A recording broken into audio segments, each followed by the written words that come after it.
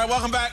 Whitlock and Wiley, joined now by senior Yahoo Sports NBA insider Chris Haynes. All right, let's move to the NBA, where Carmelo Anthony's been making a big push for a comeback, sitting down last week with Stephen A. Smith to talk about his love for the game and his desire to keep playing. But our buddy Steven Jackson actually says there's something more sinister behind Melo's absence from the NBA. They always talk about when players go and play and team up with players, but they don't talk about this type of on how they treat players and just kick them out the league and just blackball them when they want to. Obviously, I love this because, you know, we love to demonize the NFL. They blackball Colin Kaepernick, blah, blah, blah. It happens everywhere, and I think Steven Jackson is actually on to something a little bit with Melo. To me, based off that interview with Stephen A. Smith, Melo has value in this league, and if he's not in this league this year, I do believe the league has turned on him, and I think there's a tinge of credibility to him being blackballed. I think blackball is harsh. I think if you go even further, talking about collusion is so difficult to prove. Let's talk about what blackball is. It's like you're rejecting something, and usually it's by secret ballot, secret conversation. Like, we're keeping this all as a collective away from you so you won't get your opportunities. I firmly believe Carmelo, by talent, even by production, deserves a chance. He's one of the 450 best basketball players still walking this planet. That said, it's always been more than talent that is a qualifier to being in professional sports. Why isn't Carmelo in the game right now? It's because there's another layer to this conversation that I don't think is a collection of thought. I think individually, every team, every owner is thinking the same thing. What's the difference? My thoughts are Carmelo is a great player, aging superstar, aging star, whatever you want to call him. Difficult to mesh that with a lot of youngsters who I want to groom for their position in their prime, as well as difficult to mesh that with guys who are getting the love but are lesser in terms of what they have accomplished than Carmelo. Where do you fit? You don't necessarily fit with the youngsters in grooming, and you necessarily don't fit with our young stars because they're lesser than you and your best. So I think that's where the difficult fit is. What happens to me looking at it from my vantage point, that owner says it to himself. The next owner is thinking the same thing. It's an easy narrative. Phil Jackson said the most difficult thing to do in the NBA is coach an aging star.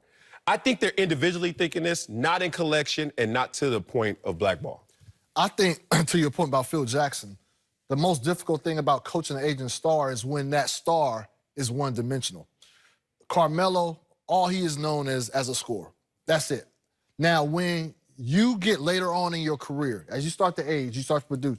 Now, look, talent-wise, he's better than a lot of players. Oh, yeah. Like, you know, look at Jared Dudley. And no disrespect to Jared Dudley, but Jared Dudley made a niche for himself probably about 3 or 4 years ago as a catch-and-shoot player and a good locker room guy.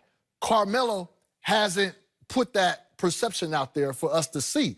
And now when you look at his talent-wise, yes, he's good. But once, if you're just one-dimensional, your point production start to erode, and then over time, that pool of teams that were high on you 5, 7 years ago, it dwindles down to about 3 or 4. And now, say there's 3 or 4 teams that's a fit, but you might not be their top priority in those 3 or 4. And so it dwindles down even more. So I think it has a lot more to do with Carmelo not accepting a new, like, he's never going to be a great defender. So that's fine. But I think he needed to show more leadership skills in the locker room probably 3 or 4 years ago that would adapt him to this time where owners and GMs could say, you know what?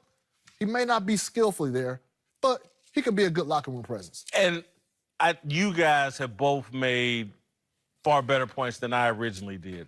And I want to piggyback off of what you guys are saying because I think you're exactly right.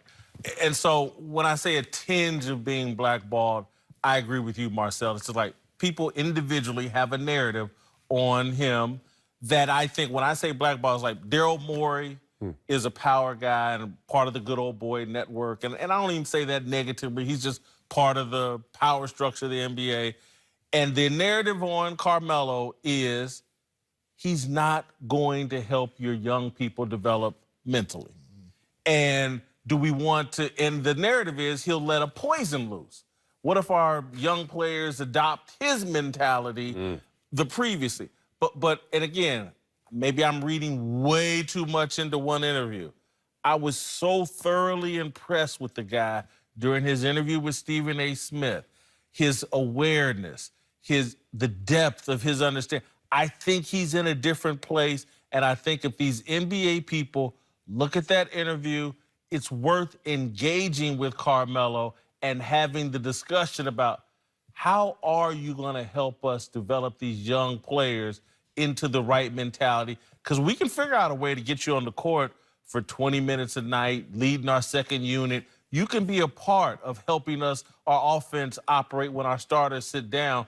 But are you going to be a positive influence on our culture? And I think he's open to that discussion. You know what? If he's open to it now, they have actual evidence that he wasn't open to it when it was already suggested. That's a difficult place to be. Okay, I get it now. Where they're like, we've been trying to make you understand this before. And then interview emotionally, that context is not the same as being on a team, in the organization, in practice, where you're here as a guy who is a great locker room presence, who can give us help off the bench, whose main job is to get our stars ready. When you're off the bench, everyone talks about the game experience coming off the bench. Midway through the first quarter, I walk in, I'm Carmelo Anthony. I'm telling you, on Wednesday at practice, when they say 5-on-5, and they got shirts, they got skins, and Carmelo, you ain't jerseys, you ain't shirts, you skins. You on the other team, you on the B team, and your goal is to get him right. Your ego comes into play. I borrowed 2 years from the NFL when I knew, at the Clarence Hill, told me in Dallas it was a wrap. Went to Jacksonville, locker room guy. And everything shifted in dynamic. You got to get these other dudes right. If you're not going to be the guy, you got to get the guy who is ready. Are you ready to take that? And then I retired after 2 years of borrowed time because I was like, this is a lot. I'm carrying dudes' helmets, and I'm me. And I'm not even Carmelo.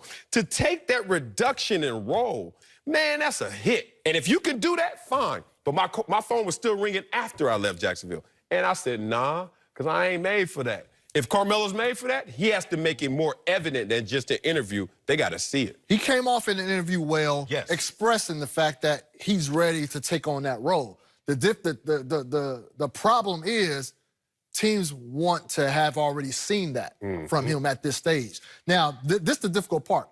If he gets that next opportunity, and then he shows that he can be that vocal leadership guy, type of guy, he can get 3 more years of service out. It will be easy for the next 3 or 4 years because he's shown it. It's just the fact that you're saying it, okay, that's fine. But it's another thing, like you said, to not have a jersey in practice and actually do it. And they haven't seen that with him. But Chris, what's the risk at this point? You sign Carmelo, a month in, it's not right. You just discard him.